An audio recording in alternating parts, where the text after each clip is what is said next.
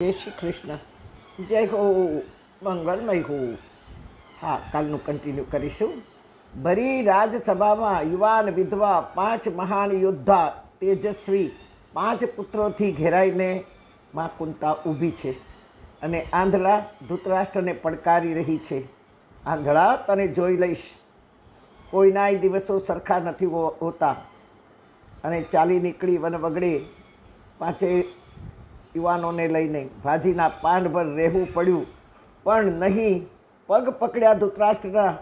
કંઈ નહીં ધૃતરાષ્ટ્રને આજીજી કરી, નહીં રડી, નહીં કકડી, નહીં બળાપો કર્યો. વન વગડે દીકરાઓને પરિસ્થિતિથી મજબૂત કર્યા. મહાભારતનું યુદ્ધ ડિક્લેર થઈ ચૂક્યું છે. કૃષ્ણે માં કુંતાને સંદેશો મોકલ્યો કે યુદ્ધ માટે ફૈબા તમારા 5 પાંડવોની મને જરૂર પડી છે. હા, સંદેશો લઈને ગયા હતા વ્યાસજી. કુંતાએ માત્ર એક જ શબ્દમાં સંદેશાનો જવાબ આપ્યો, શ્રી કૃષ્ણાર્પણમસ્તુ. દ્વારિકાધીશ, હું મારા 5ને આપણા ચરણમાં કૃષ્ણાર્પણ કરું છું. વર્ષો સુધી મળ્યા નથી, મુખ પણ એકબીજાના જોયા નથી. હા, એક વાત ચોક્કસ છે કે શ્રી કૃષ્ણ અવતારને જન્મથી તે પૃથ્વી પરથી વિદાય થતાં જોનાર 3 વ્યક્તિ છે, મહાન વ્યક્તિ. એમાં સૌથી પહેલી છે કુંતા, ત્યાર પછી બીજા છે વ્યાસજી અને ત્રીજા છે ભીષ્મ. હા, કુંતાએ વર્ષોથી જોયા નથી, જન્મ્યા ત્યારે જોયા હતા. છતાંય કેટલો ભરોસો છે. કુંતા મનોમન ખુશ થઈ ગઈ કે કૃષ્ણ મારી સાથે છે, હવે જીત પક્કી જ છે. બહુ જ લાંબી લાંબી કથા છે. કૃષ્ણે ઉદ્ધવજીને મોકલી, વ્યાસજીને મોકલ્યા અને કહ્યું કે જાઓ 5 પાંડવોની તપાસ કરો ક્યાં છે. આ બાજુ વ્યાસજી ઉત્તર તરફ આવ્યા છે અને 5 પાંડવોને મળ્યા છે. કૃષ્ણે કહ્યું હતું 5 પાંડવોના સ્વભાવ, રીત ભાત, બોલવું ચાલવું, કૂડ કપટ અને એક યોદ્ધા માટે જે શક્તિ જોઈએ એ કોની પાસે કેટલી છે એ ખાસ પરીક્ષા કરીને આવો.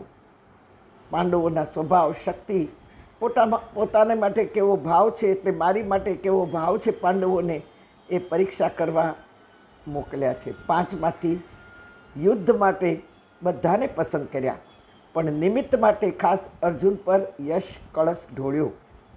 યુદ્ધ થયું, મહાભારત જીતાયું, સૌ પોતપોતાના સંસારમાં પાછા ફરી રહ્યા છે. લાખો કરોડો મરાયા.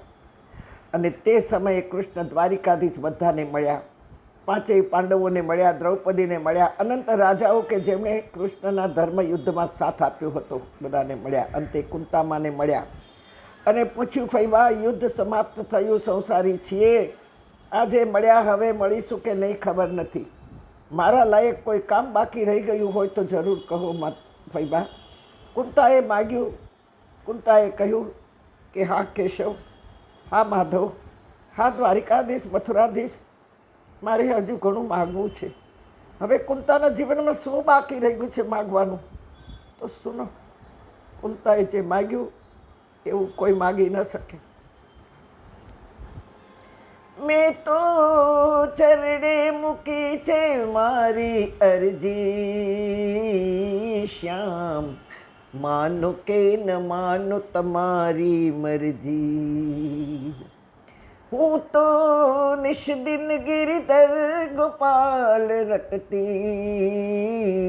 શ્યામ માનો કે ન માનો તમારી મરજી. સુનો, કુંતાએ માગ્યું, જીવન સંગ્રામમાં લડવું છે એકલ મારે, મનડાની દોર કોને ધરવી, હો શ્યામ મનડાની દોર કોને ધરવી.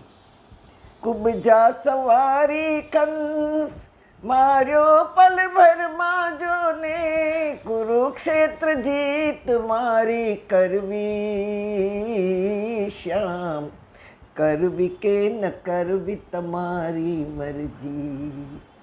હો મેં તો ચરણે મૂકી છે મારી અરજી, શ્યામ માનો કે ન માનો તમારી મરજી.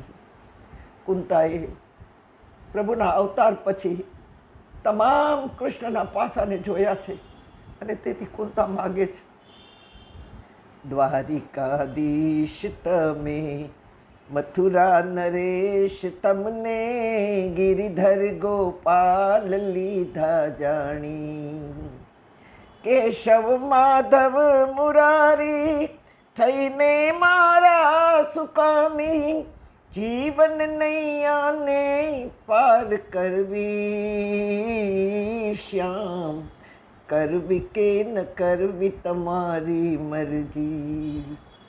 હો મેં તો ચરણે મૂકી છે મારી અરજી, શ્યામ માનો કે ન માનો તમારી મરજી. હું તો નિષ્દિન ગિરિધર ગોપાલ રટતી, શ્યામ માનો કે ન માનો તમારી મરજી. હો શ્યામ માનો કે ન માનો તમારી મરજી.